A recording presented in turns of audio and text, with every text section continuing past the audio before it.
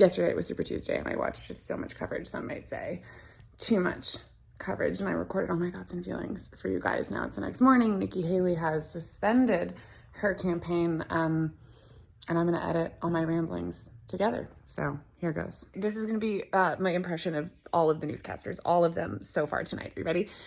Breaking news. It's too early to call. I'm flipping between the different talking heads, and right now I'm on Fox News, so I'm going to let you know what they're talking about. It's Fani Willis. Is Georgia a Super Tuesday state? No. Is Fani Willis an election official? No.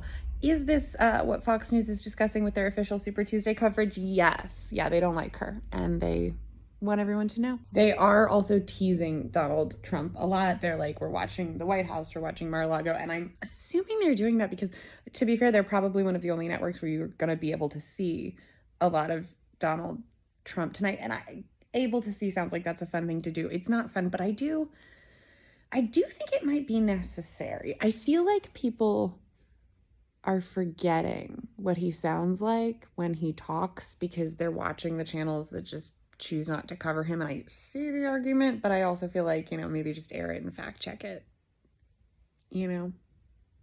Not all of it, but like some of it so people can remember. And then watch, you'll have like the Trump campaign say that they're being sabotaged because they're not being aired on the liberal media. But I actually think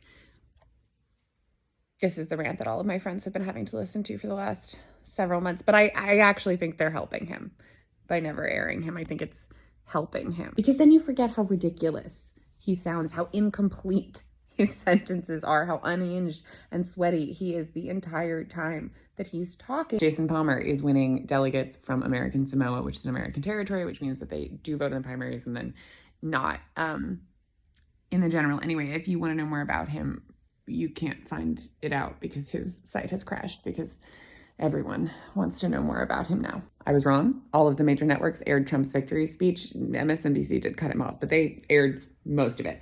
The most Trumpy thing that I think he said the whole time was that there were countless celebrities who supported him, but he can't name them all because he'd forget somebody and then they'd feel bad. He doesn't want to get in trouble for that. He also thanked his family for being there and then didn't say which ones were there. I'm going to go ahead and say that that's probably because most of them weren't there. And then I did take notes on the rest of it. So we're going to go over those now. Immigration was definitely the thread of the speech. That's the thing that he wants people to be upset about right now. He also said that these are a new type of migrants and they're standing in the streets fighting with police officers. That's what they're doing.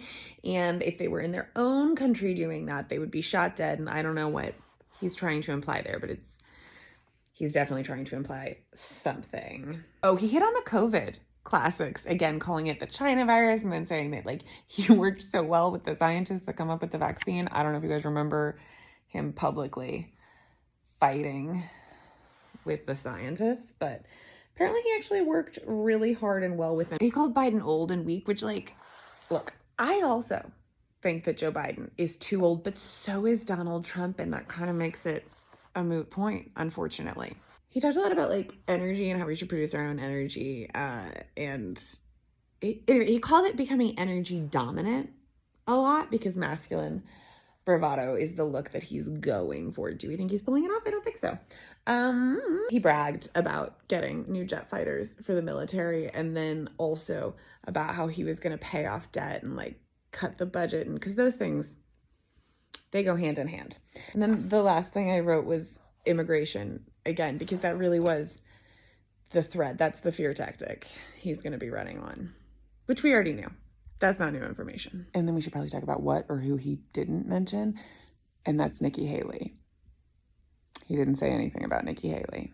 And it looks like Adam Schiff is going to get to run against a Republican, which is what he wanted. So good for him.